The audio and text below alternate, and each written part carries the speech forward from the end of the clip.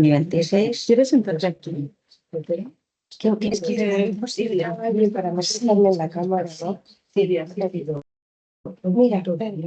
sí, en eso. Si aquí yo. Eso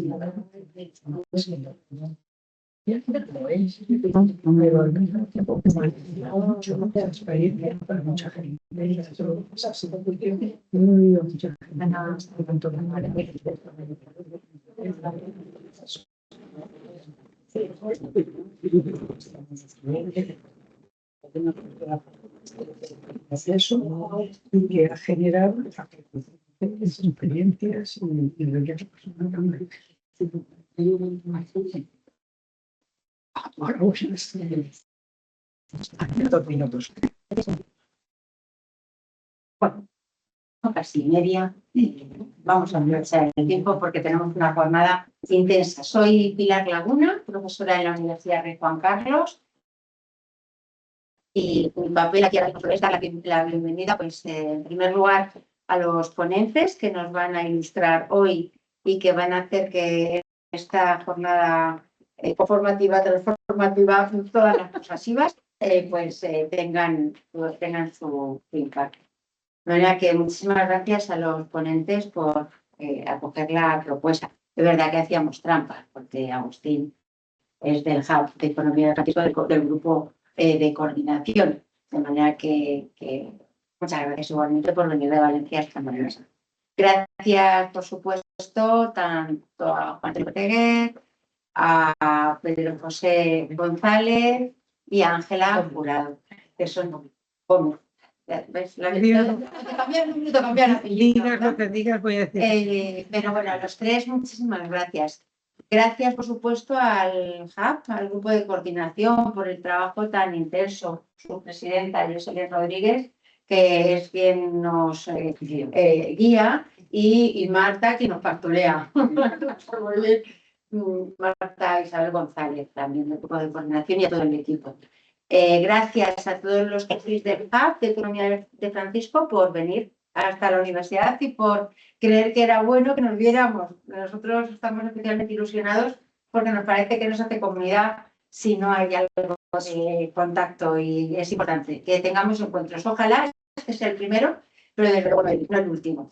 Y esta casa siempre estará abierta para acoger este tipo de encuentros y tantos los que podamos celebrar para impulsar una economía con alma. Y lo más importante, gracias a todos los que no siendo del Hub, no conociéndonos, pues os hayáis acercado para, ¿por qué no?, empezar a formar parte de esta comunidad tan imprescindible, tan necesaria. No vamos a ser San Bonifacio, pero bueno, algo San Boni, igual empezamos por ahí y podemos hacerlo. La idea es poder crecer todo. De manera que a todos los que estáis aquí, nos acompañáis, muchas gracias.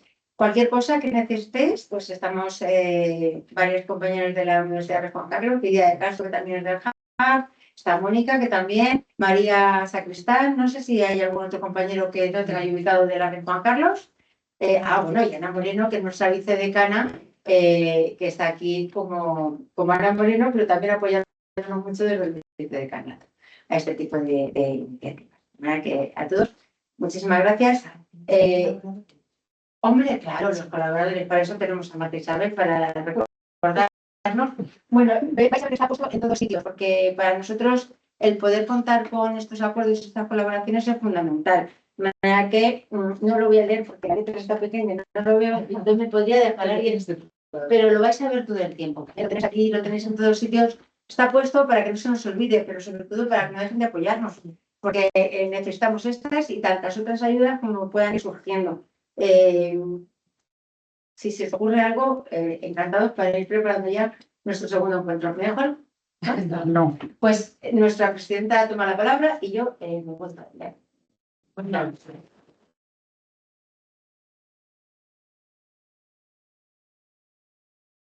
Pilar nos ha nombrado a todos menos a ella misma, ¿no? No sería posible si dentro de la universidad pública no tuviéramos a personas como Pilar.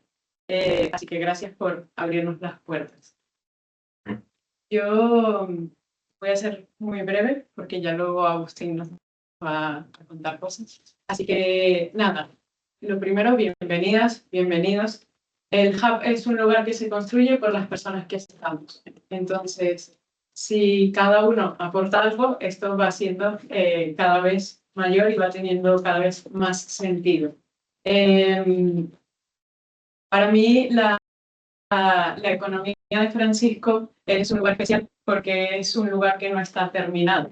Es esa nueva construcción de la iglesia, ¿no? Como esa posibilidad de construir la iglesia desde espacios muy remotos. Yo considero que las personas que nos dedicamos a temas de economía siempre somos, y que tenemos una tendencia social, siempre somos un poquito ovejas negras, ¿no? Porque no acabamos de estar ni en un sitio ni en el otro. Entonces vamos tirando como buscamos. Y lo importante, lo más importante el día de hoy es que nos pongamos rostro, que nos conozcamos y que entendamos que no estamos solas, que tenemos gente a nuestro alrededor con quien podemos trabajar y construir. Entonces, si de hoy cada uno y cada una de ustedes se llevan a una persona con quien empezar a colaborar, a trabajar, a generar ese nexo, este día habrá valido la pena. Entonces, sin más dilación y para que podamos dar paso a conocernos y encontrarnos, Marta nos va a presentar un poco quién es este señor que está aquí sentado. Pasa la siguiente diapositiva. Bueno, pues aunque seguro muchísimas de las personas que estáis aquí sentadas le habéis escuchado o le habéis visto alguna vez, creo que yo no, me dice, le voy a presentar yo, no sé, porque si me voy a lo personal, entonces tengo apoyo, pero siempre recordaré la primera vez que escuché a Agustín y, o sea, lo que me hizo cavilar, lo que me hizo reflexionar. Por eso queríamos empezar esta jornada, que no nos olvidemos el título que tiene, entre otras cosas, el título es el que inspiró él con un artículo que os hemos mandado cuando mandábamos el email de bienvenida. El Papa León XIV y la economía con alma. Y le quisimos añadir, a petición expresa de nuestra presidenta, con mucho recuerdo al pacto que el Papa Francisco firmó con los jóvenes en Asís, el primero de esos puntos del pacto que se firmó, que es una economía de paz y no de guerra. Que hoy estemos aquí, que va a ser sobre todo lo que vamos a estar reflexionando todo el día, ¿no? Agustín es, sí, empezó casi por final, es miembro del grupo de coordinación de la economía de Francisco, nos va a ayudar en este proceso también y en la elaboración de lo que salga, aunque lo iremos construyendo todos nosotros y todas nosotras. Como ha dicho Jocelyn, es ponernos rostro, y también hemos hecho una promesa, que de aquí hoy va a salir algo que queremos que puntúe, que cuando la gente busque, que busque esa información que ha salido de este trabajo especializado en el cambio de la economía. El otro día en la COPE, uno de los directores me dijo, claro, viene el Papa y vosotros habláis de Francisco, y tuve que repetir que no es el Papa Francisco, que es Francisco de Asís. Pero lo dijimos también en la tele y en los sitios donde hemos podido estar lo hemos dicho. Agustín es catedrático de Filosofía Moral y Política en la Universidad de Valencia, acaba de llegar ahora mismo. Allí dirige un máster súper interesante que es máster en Ética y Democracia.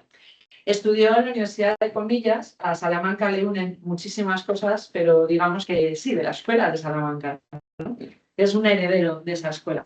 Él cuando se inscribía en el formulario ponía de las 1000 cosas que es presidente de EBEN, España, que es Ethical Business European Network, que es la red de los negocios europeos, o sea, los negocios para que sean éticos. Y además es patrono de otras muchas fundaciones que os harán, como Pluralismo y Convivencia, Escuela Viva, Ángel Herrera. Si no le conocéis de aquí, le conocéis de los medios, porque como digo, el artículo fue publicado en El Debate y también escribe habitualmente en las provincias, bueno, el correo, el grupo Vocento ahí a tope. Ha sido secretario general y vicepresidente de Justicia y Paz, con lo cual también el tema que nos ocupa, especialmente la paz, lo domina. Además de ser miembro de la Semana Social de España, colaborador de Cáritas y Manos Unidas, a lo cual pues también estoy emocionada de este tema. Muy bien. En adelante ya, su palabra, queremos que esta charla nos inspire y ya luego Pilar nos cuenta lo que sea lo siguiente. Muchas gracias. Bueno. Gracias por la presentación, gracias por la universidad que nos ha cedido estos locales y por el contexto familiar en el que nos encontramos. Bien, yo tengo la mala costumbre de entregar esquemas, y folios y papeles para que la gente luego cuando llegue a su casa le preguntan si de qué habéis hablado. O sea, que el papel y diga, pues, le diga a la esposa o a quien sea de qué habla. Entonces, he preparado un pequeño esquema donde hay una primera parte que es un folio con el esquema y luego algunos textos importantes de la última encíclica que tienen que ver directamente con lo que a nosotros nos ocupa. Bien, yo tengo muchas cosas que contaros, tengo poco tiempo y por lo tanto voy a intentar ser ordenado. En primer lugar, el contexto de economía de Francisco en el que nos movemos. Yo no quiero decir que el Papa León XIV haya decidido las fechas exactas después de que nosotros hayamos decidido este día.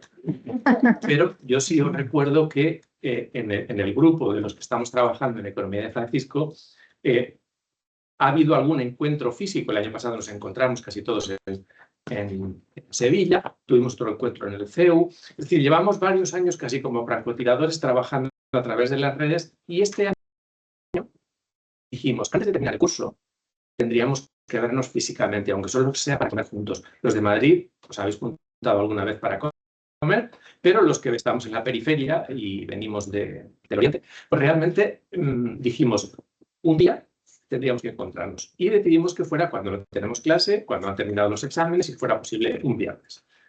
Al mismo tiempo que nosotros decidimos este viernes, se anunció el calendario de León XIV.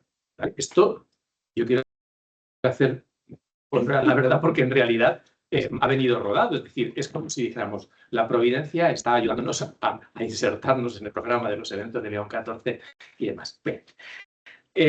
Como grupo de Economía de Francisco somos gente, podríamos decir, en plural, y nos interesa fundamentalmente, en nuestras discusiones, nos interesa fundamentalmente el repensar la economía y sobre todo promover el emprendimiento y lo que podríamos llamar la economía con alma en las nuevas generaciones. Casi todos nos dedicamos al mundo de la educación. Jocelyn es nuestra empresaria,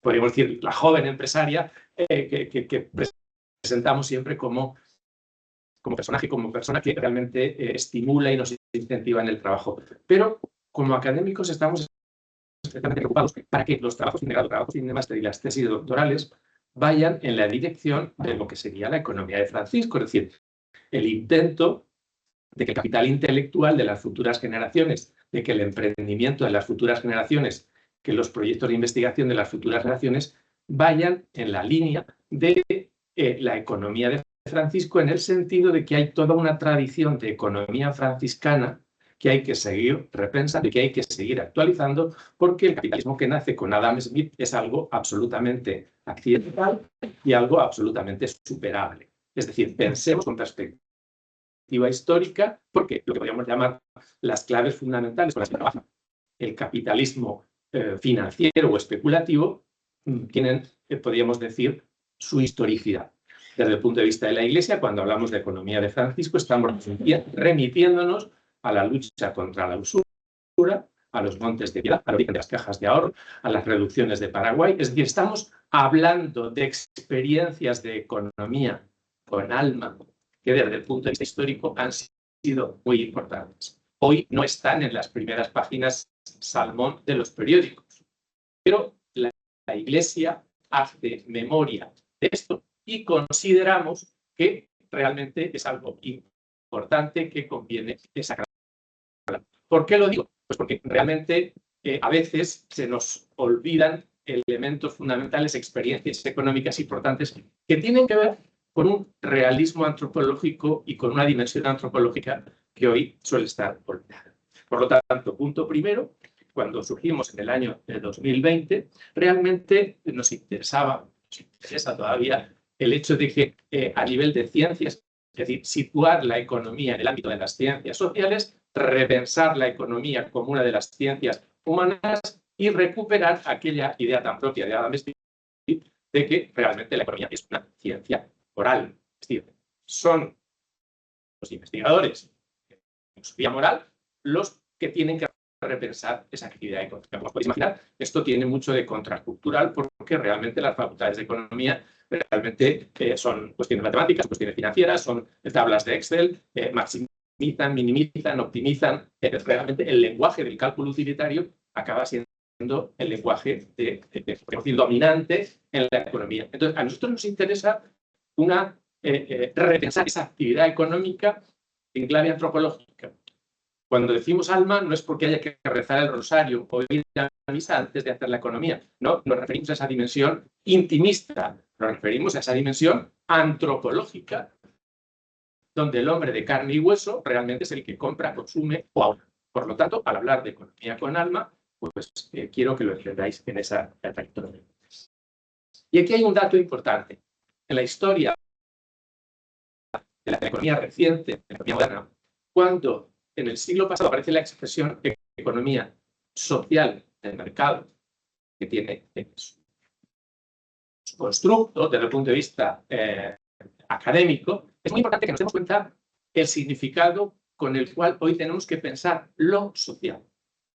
Porque cuando se fragua el concepto de economía social del mercado, la preocupación social por la Rerum Novarum de León XIII era importante, de tal forma que la historia de la economía, los economistas europeos, realmente piensan que hay que pensar el mercado desde esa perspectiva social y repensar qué hay detrás de lo social. Como os podéis imaginar, lo social a principios del siglo XX y lo social a principios del siglo XXI se parecen poco. Esto es importante, porque lo que hoy está en cuestión es el vínculo de la naturaleza humana y la posibilidad de que la naturaleza humana sea una ficción. Esto es importante. A principios del siglo XX, cuando se habla de economía social de mercado, se está pensando fundamentalmente en lo que podríamos llamar los sindicatos, la necesidad de los acuerdos sociales entre empresarios y trabajadores, la necesidad de la paz social como un bien que hay que promover y, por lo tanto, lo que llamamos la cuestión social a principios del siglo XX tiene que ver con, podríamos decir, el orden social, la cuestión social, la paz, el diálogo entre empresarios y trabajadores y, por lo tanto, lo social en aquel momento tenía ese significado, acordaos de la rebelión de las masas de Ortega, donde realmente Ortega plantea ese concepto de masa como diciendo, bueno, pues, ¿dónde está el ciudadano? Bien. Hoy, repito, lo social es diferente, tiene que ser pensado de manera diferente porque está en cuestión el vínculo de la familia humana y el vínculo de la naturaleza humana. ¿Por qué? Pues porque la inteligencia artificial realmente nos ha situado en otra dimensión, en otra órbita. ¿Y por qué? Fundamentalmente porque asistimos a una fragmentación, a una falta, podríamos decir, de conciencia comunitaria y, por lo tanto, cuando hoy recuperamos y hacemos memoria de la economía social de mercado, estamos sintiéndonos herederos de León XIII cuando plantea la necesidad de la cuestión social, pero hoy lo social tiene que ver, repito, con el vínculo de la familia humana, porque no está nada claro que desde el punto de vista económico la especie humana se entienda como familia humana y la familia humana se entienda en clave, podríamos decir, de humanitas. De ahí el título. En segundo lugar, la segunda idea que os quiero transmitir es el hecho de que el legado del Vaticano II y la doctrina social de la Iglesia son importantísimos. Es decir, ahí tenemos reflexiones importantes dentro de lo que sería, no es la única tradición moral con la que contamos, pero es importante darnos cuenta de que tenemos un patrimonio intelectual que se ha tomado en serio la actividad económica, que se ha tomado en serio el trabajo, que se ha tomado en serio la descolonización y el desarrollo, y por lo tanto podemos acudir a otros autores y a otros planteamientos, pero es importante que conozcamos esa tradición. Y en esa tradición hay un elemento muy importante: la denuncia del reduccionismo que hay en torno al homo económico. Es decir, en la ciencia económica en general, la ciencia económica hegemónica y convencional, el Homo economicus, en realidad, hunde sus raíces en el Homo homini lupus, se repiensa el contractualismo de Hobbes y la tradición contractualista y se plantea en clave contractualista la actividad económica de tal forma que realmente se trata de pues, limitar el egoísmo, calcular el egoísmo, articular una sociedad donde el Homo economicus es fundamental y el hombre es radical y estructuralmente egoísta por naturaleza. Y por tanto, a partir de ahí se monta la actividad económica, es el cálculo de interés, variables, maximización, utilización, es decir, toda la jerga del utilitarismo, el Excel, de las tradiciones utilitaristas, la teoría de juegos inclusiva, incluido, realmente es un planteamiento que trabaja con una ficción porque el hombre de carne y hueso no es solo egoísta. El hombre de carne y hueso es también solidario, reciprocador, que decimos muchas veces desde el punto de vista técnico, y por lo tanto, si queremos ser serios con el conocimiento y con la estructura antropológica del ser humano, tenemos que darnos cuenta de que en realidad no es egoísta, sino que también tiene una dimensión, podríamos decir, solidaria, compasiva, y eso las neurociencias nos lo han recordado cuando nos hablan de las neuronas espejo. Si alguien conoce o ha trabajado el tema, se dará cuenta de que la estructura genética, biológica y antropológica del ser humano es compasiva, social. Ciertamente hay una parte del cerebro más preocupada por el yo que por el tú, pero es importante darnos cuenta de que el Homo economicus es mucho más complejo y por tanto no es solo el Homo homini lupus dedicado a la lucha y al enfrentamiento. Esto se olvida en las facultades de economía y en la ciencia económica convencional, de tal forma que realmente en los márgenes, en Manos Unidas, en Cáritas y en otros sitios, en lugares marginales, casi periféricos de la investigación académica, es donde se habla pues, de la solidaridad, del bien común, pero en la investigación científica es muy importante recuperar esta dimensión si queremos ser realistas. ¿Me entendéis lo que os quiero decir? Es decir, no se trata de ser idealistas o utópicos, sino se trata de ajustarnos a la realidad antropológica de la historia. ¿Por qué? Pues porque en realidad, aunque no cuantifiquemos, yo me dedico al tema de la economía del cuidado y al tema de los cuidados, ¿sí? El día que los cuidadores hagan la revolución del proletariado no tiene nada que hacer en comparación con la revolución de los cuidadores. Hay cuidadores informales, hay cuidadores que no han sido cuantificados y, por lo tanto, el sistema económico puede depender de los cuidadores que no son pagados, pero que en realidad realizan una actividad que, podríamos decir, desde el punto de vista financiero y especulativo o utilitarista, no cuenta, pero sin lo cual la cohesión social, la confianza de unos a otros y, por lo tanto, el sostenimiento de los mínimos de mercado no funcionaría. Esto es un presupuesto importante, es decir, no somos utópicos porque creemos que hay que desarmar la economía, pero fundamentalmente la antropología con la que trabajamos es una antropología brutalmente realista. Esto tiene que ser importante, por lo tanto, hay que sacar a la luz. Nuestra tarea con nuestros alumnos y con nuestros equipos de investigación es explorar, sacar a la luz esas dimensiones a veces olvidadas por acá. En tercer lugar, con el siglo XX ciertamente se transforma el paradigma moderno y ya se ha dicho mucho y se ha hablado mucho del cambio de época, pero antes de esta reflexión sobre el cambio de época de finales del siglo XX, es muy importante que pensemos la historia de la economía del siglo XX. ¿Por qué?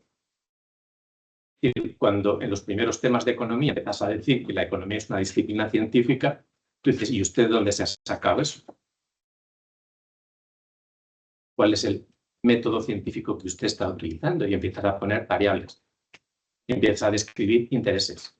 Y empiezas a hablar de preferencias. Hablas de intereses, hablas de preferencias, haces cálculos y transformas las preferencias en funciones. Y en realidad, al hombre de carne y hueso te lo has dejado fuera y empiezas a abstraer. Y llegas a algo tan ridículo como el Producto Interior Bruto. Y dices, bueno, ¿qué mide el Producto Interior Bruto? ¿Alguien de los que están aquí o de los que estáis fuera, alguien está dispuesto a dar la vida de su patria para el 0,25% del Producto Interior Bruto de su país. Es decir, cuando nos movilizamos como comunidad, cuando sucedió lo de la pandemia, nadie estaba preocupado moralmente por el vecino porque disminuía el Producto Interior Bruto.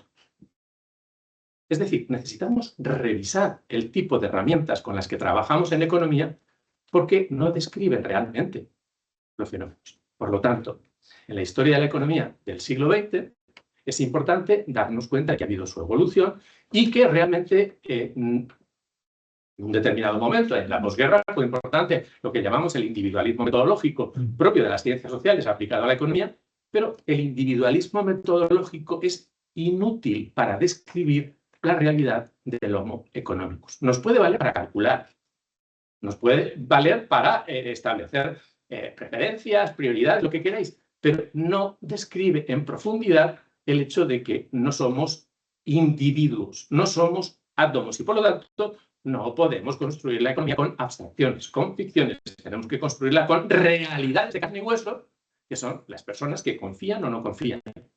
Por lo tanto, hay variables importantes que hay que pensar un poco, como en la teoría del capital hablamos de capital confianza, como en las teorías de liderazgo hablamos de intangibles. El lenguaje económico poco a poco realmente se da cuenta de que tiene que contar con la realidad moral y se pregunta cómo medir. Stakeholders, ¿les suena?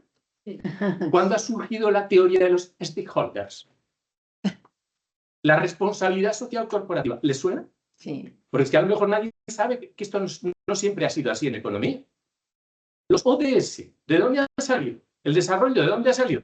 Pues la cooperación al desarrollo ha surgido de una encíclica del Pablo VI donde dice el desarrollo tiene que ser integral y a partir de ahí, en unos años 60, donde se está produciendo la descolonización, hay que pensar que la actividad y el cambio el desarrollo aparece un concepto, es decir, los conceptos tienen su historia, la economía tiene su historia y por lo tanto nosotros tenemos que sentirnos dentro de esa historia que quiere repensar este tipo de conceptos que son ficciones. No sé si alguien ha leído o conoce el informe FOESA. El informe FOESA, ¿no? Ahí se dan datos importantes, aparecen elementos muy importantes, pero la tentación que se tiene en el informe FOESA es acudir a economistas seducidos por el individualismo metodológico para olvidarse de la estrategia de los bienes comunes. Este año han introducido, no sé si lo han leído, algunos párrafos donde habla de los bienes comunes. No sé si les suena el tema de los bienes comunes. Ni los son. Vale, pues realmente se está recuperando una reflexión sobre el valor, sobre el bien, sobre lo común, un bien y bien. Por lo tanto, necesitamos repensar la actividad científica, económica como verdaderamente científica. ¿Vale? Ahí es importante porque tanto León, sobre todo León XIV, el Papa Francisco y Benedicto XVI, se mueven en un planteamiento, podríamos decir, superador de la modernidad. Esto es clave. La economía actual es una economía moderna. La economía financiera es una economía moderna. El paradigma es fundamentalmente moderno. Nosotros no nos movemos en un paradigma moderno. El paradigma moderno es un paradigma individualista, atomista y, por lo tanto, simplificador de lo real. León XIII le dijo a su alumno, antes de que fuera León XIII, tuvo un alumno destacado que luego fue cardenal, bueno, fue profesor de seminario, y le dijo, usted tiene que hacer la tesis doctoral sobre la relación entre Kant y Santo Tomás. Obediente, aquel seminarista, hizo la tesis y tal. Luego fue el cardenal Joseph Mercier, fundador de la Universidad Católica de Lovaina. No sé si saben quién es. Si alguien ha estado en Lovaina, si conoce la historia de Bélgica, no se puede entender la historia de Bélgica sin el cardenal Mercier. El cardenal Mercier fue obediente a su mentor e hizo una comparación entre Kant y Santo Tomás porque teníamos que superar el planteamiento moderno e integrar planteamientos, podríamos decir, útiles y valiosos de tradiciones anteriores. Posmoderno, hay gente que puede hablar de posmodernidad. Yo prefiero hablar de una transformación de la modernidad y, por tanto, la economía tiene que transformar el paradigma moderno y situarse en un paradigma, podríamos decir, crítico o en un horizonte nuevo que está todavía por definir. ¿Por qué digo esto? Porque la economía moderna excluye la trascendencia, excluye a los creyentes y excluye lo que podríamos llamar una visión vamos a llamarlo, teocéntrica o teónoma de la realidad porque es exclusivamente antropocéntrica. Claro, esa visión es reduccionista porque realmente la creencia en Dios, las tradiciones religiosas y las prácticas religiosas son motores de bien común, motores de reflexión moral y económica importante. Por lo tanto, el paradigma moderno necesita ser repensado, necesita ser transformado por un paradigma nuevo que la encíclica actual y el horizonte de la digitalización nos lo está pidiendo y nos lo viene a pedir. En este sentido, el paradigma de la economía de Francisco recupera la dimensión relacional. Lo social tiene que ser pensado en clave relacional y esa naturaleza social del ser humano tiene que ser pensada, como diría Martin Buber, y luego la tradición del personalismo dialógico, tiene que ser pensada desde el entre. El yo no está frente al tú, sino que el yo y tú de Martin Buber generan un espacio que es el espacio del entre, que es la fuente de lo que vamos a llamar la intersubjetividad, la dimensión comunitaria, y esa clave relacional y dialógica desde el punto de vista antropológico es económicamente productiva. Luego va a venir el Papa Francisco a decir, el todo es mayor que las partes. ¿Te suena? ¿De dónde ha salido eso? Pues porque en un equipo de fútbol es más importante el equipo que 11 galácticos jugando. ¿Sí o no? Entonces, esto es clave. Entonces, es clave este tipo de información, este tipo de datos que a veces no están dentro de la investigación.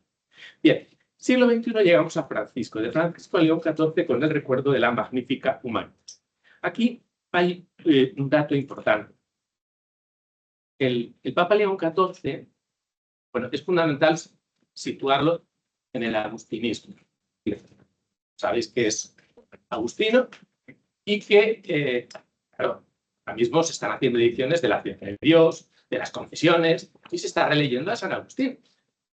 Sin San Agustín no vamos a entender porque al principio de la encíclica habla de Babel y Jerusalén. Si hubiera hablado de las dos ciudades, que era lo que le tocaba, probablemente le hubieran achacado que volveríamos a lo que es el agustinismo político medieval, postmedieval. Entonces ha preferido no jugar en esa liga. Lo digo porque eso es importante, pero ¿por qué digo que su tradición agustiniana y su formación agustiniana es importante? Primero, porque no viene a armar lío. Bueno, ahora tenemos tráfico en Madrid porque, es decir, hay lío en el tráfico en Madrid porque lo vamos a coger, pero tenemos un talante distinto. Pero hay una cuestión clave. Yo lo he separado aquí, una cuestión clave, y es la recuperación de lo que llamaríamos el humanismo integral. Es una tradición, es un concepto importante que aparece en el año 1934 en las conferencias que Jacques Maritain da, lo que era entonces la Universidad de Verano de Santander. En el año 34 se publica luego en el 36. En el año, cuando se publica la Populum Progreso, el íntimo amigo de Pablo VI, que es Jacques Maritain, y sin Jacques Maritain no entenderíamos nada de Pablo VI. Pablo VI en la Populum Progreso habla de desarrollo integral de los pueblos.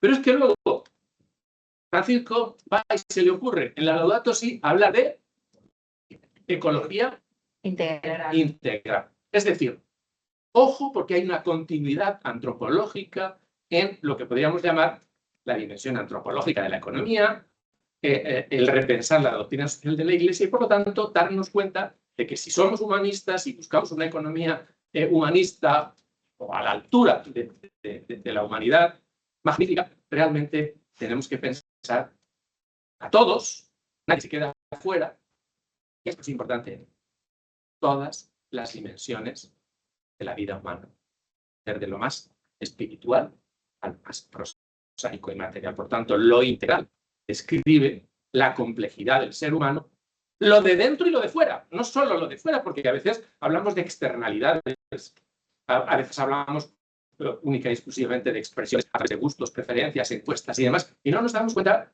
de que el corazón tiene sus razones que la razón desconoce, y sin ese motor del corazón que tiene sus razones, la economía no funcionaría. Por lo tanto, hay una dimensión micro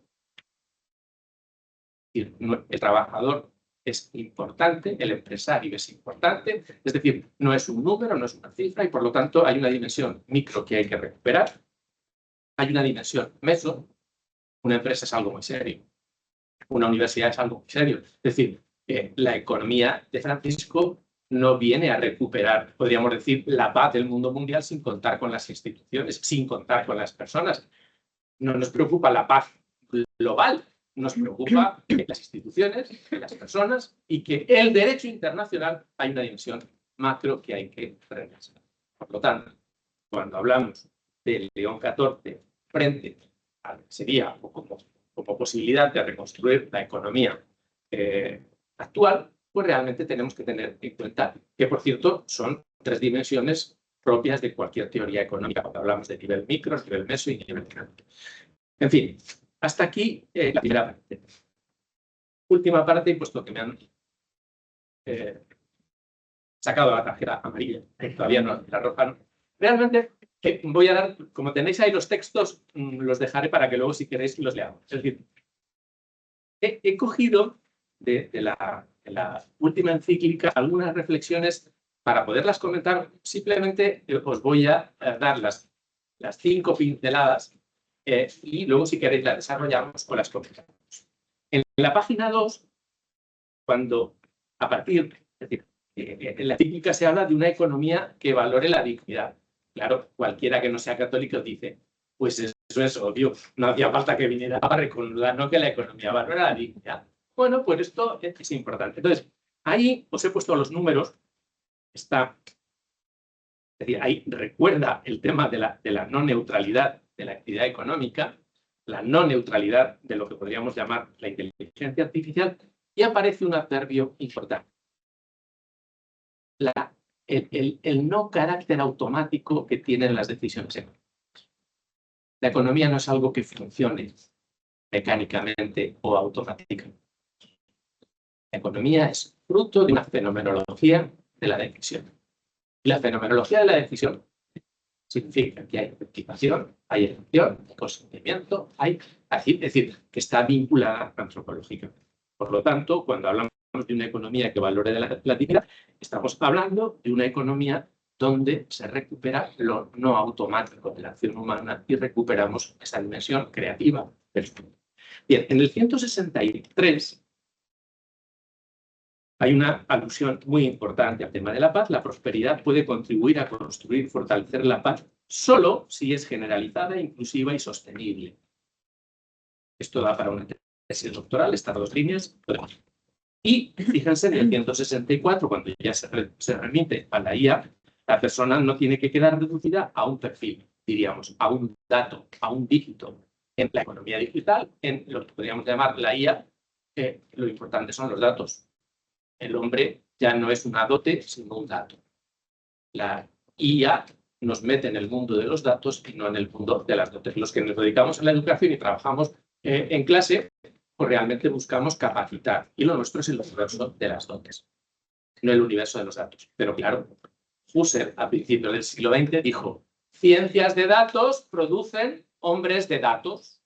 Ya nos advirtió, mucho cuidado con reducir la investigación científica a datos. Esta idea, y con ello, en la economía actual nos encontramos ante la posibilidad de que la economía militarizada, la economía de guerra, realmente sea una fuerza sin límites, de tal forma que realmente la lógica económica nos lleve a incrementar las tensiones, a meternos en la guerra, a matar.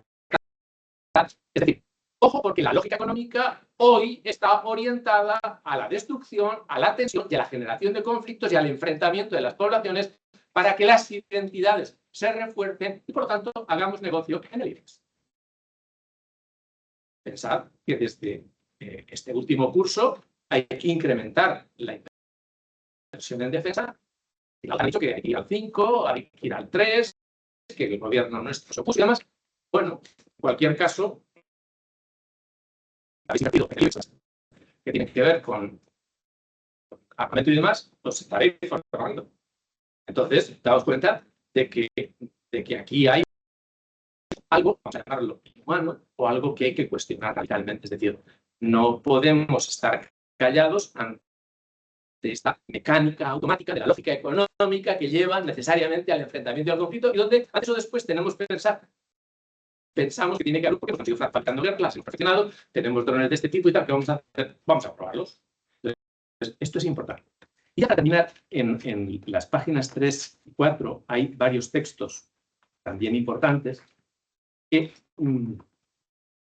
aquí tenía varias ideas que destacar, pero me voy a quedar solo con una, porque las otras las podemos comentar. Y es en el punto 199 de la encíclica aparece una reflexión importante sobre el tiempo.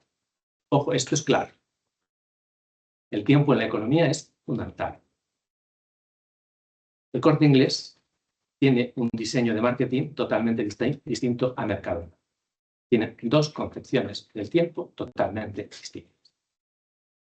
Yo puedo echar la tarde completa en el Corte Inglés probando tipos de chocolate. El Corte Inglés está hecho para elegir, para dudar. El consumidor del Corte Inglés duda, elige, puede tener. El consumidor de Mercadona tiene poco tiempo para hacer la compra, tiene que tener pocos productos y como haya dos delante de él en la cola, se va. Es decir, el concepto de tiempo es central. Y aquí nos recuerda el Papa, fíjense. Dice, el segundo criterio es estos artículos, es decir, estos puntos de la encíclica a partir del 199 hasta el 212, es decir, son interesantes, es decir, la mano que ha escrito estos no es la misma que ha escrito los otros. Es mucho más analítica. Si os dais cuenta, dice primero, segundo, tercero, y esto no está en la primera parte de la encíclica. Por lo tanto, eso hay que pensarlo también. Entonces, dejo el tema aquí porque si queréis luego lo podemos completar. Dice, el segundo criterio se refiere al tema del tiempo del juicio moral. La inteligencia artificial está teniendo éxito porque todos tenemos prisas. En una sociedad de aceleración digital, la inteligencia artificial nos permite hacer una guía docente, no sé si lo habéis probado. Si os dedicáis a la universidad, preguntarle que te haga una guía docente perfecta, que te redacte los exámenes según la guía docente, que te ponga. En 5 minutos, el decano que está esperando tu guía docente la tiene. El año que viene te va a pedir otra. No se preocupe, tenemos la guía porque en poco tiempo hacemos una guía. Claro, esto es peligroso, pero fijaos que detrás del desarrollo, la implementación, la confianza en la IA, está el concepto de tiempo. Lo tenemos. Tiempo.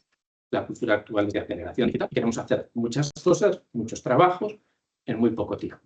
Claro, esta reflexión sobre el tiempo tiene un gran valor antropológico y aparece ahí. Lo dejo ahí porque es clave. Y, por último, no me resisto, habla en los párrafos siguientes de la encíclica, habla de una contraposición de las dos lógicas. En la encíclica habla de la contraposición de la lógica de la fuerza, la lógica de la paz. Esto es importante, pero Benedicto XVI lo dijo mucho mejor. Aquí, el Papa León XIV, al menos en esta encíclica, compara la lógica de la fuerza con la lógica de la paz, pero en Benedicto XVI y en algunos textos de Francisco aparecen dos lógicas totalmente distintas que son mucho más productivas y mucho más claras. La lógica de la equivalencia y la lógica de la sobreabundancia. Entonces, esas dos lógicas que no aparecen aquí, pero que aparecen en otros textos de la Epístola de la Iglesia, aquí aparecen en lo que sería. Hay que elegir, fijaos, el párrafo 212 de la encíclica es brutal. Ustedes y yo tenemos que elegir el Corte Inglés o Mercado. La lógica de la paz o la lógica de la fuerza. Y dice lo más fácil es rendirnos ante la potencia de la inteligencia artificial, de la aceleración tecnológica o digital, y lo más fácil es hacer retirarnos y los adjetivos. Les aconsejo que hagan una lectura de adjetivos de la encíclica, encontrar una lectura distinta así la de los adverbios. Y ahora se puede hacer porque pones a la lupita y dices automáticamente, y verán cómo el adjetivo, el adverbio automáticamente se aplica a determinadas cosas. Pero hay determinados adjetivos, es una forma elegante de rendirse. Aparecen, el elegante no, pero hay otros adjetivos interesantes que aparecen que tú dices, bueno, en un texto universal, a ver cómo van a traducirlo elegante. Si tiene que traducirlo a otras lenguas. Lo dejo aquí. Aquí se nos indica, o al menos quiero plantearlo, que nos encontramos esta reflexión antropológica sobre la actividad económica ante lo que yo no digo pendiente resbaladiza, pero en bioética hablamos de pendiente resbaladiza cuando realmente la actividad económica actual, si va encaminada a los conflictos, si va encaminada a la defensa, si va encaminada hacia la guerra, necesariamente nadie va a cuestionar que haya una guerra cuando nos hemos ido preparando para la guerra. Entonces, la científica pide que invirtamos esta tendencia y que empecemos a utilizar la prudencia, la reflexión, la ética. Y esto es importante, porque luego, si queréis, lo debatimos, lo hablamos con calma. En el 206 aparece la clave con la cual frenar este tipo de pendiente resbaladiza, y es el papel del otro. Hay que pensar el otro no como amenaza. Si yo pienso a los rusos como amenaza, si yo pienso a los marroquíes como amenaza, necesariamente al invitar. Repito y termino ya. En el 206 dice León XIV, dice: así la diversidad del otro se vive cada vez más como una amenaza, alimentando el deseo de la posesión, la voluntad de dominio, las ambiciones hegemónicas y el miedo a un terreno en el que pueden madurar nuevos conflictos sin apenas tardíos. Entre todos la mataron y ella sola se murió. Entonces, concluyo, creo que es un momento importante desde el punto de vista histórico y para usar esta dinámica aparentemente automática, aparentemente histórica, que tiene que ser repensada porque el papel del otro nos exige contar con, podríamos decir, el cuestionamiento de esta actividad económica que de manera resbaladiza, de manera mecánica, parece que va hacia la defensa y la militarización, y nosotros tendríamos que cuestionarla. ¿Para qué? Pues fundamentalmente yo creo que hay una tarea cultural, pedagógica y educativa para hacer ver que esto de la economía es más complejo de lo que muchas veces se piensa y que no toda la economía tiene que estar militarizada o orientada a la defensa. Está claro que la defensa ha permitido mucho ingenio, mucha creatividad, mucho dron. Es decir, pero también es verdad que la solidaridad, la generosidad y la cooperación también nos puede permitir ser creativos. Por lo tanto, invitamos también en este tipo de direcciones. Muchísimas gracias y quedo a vuestra disposición.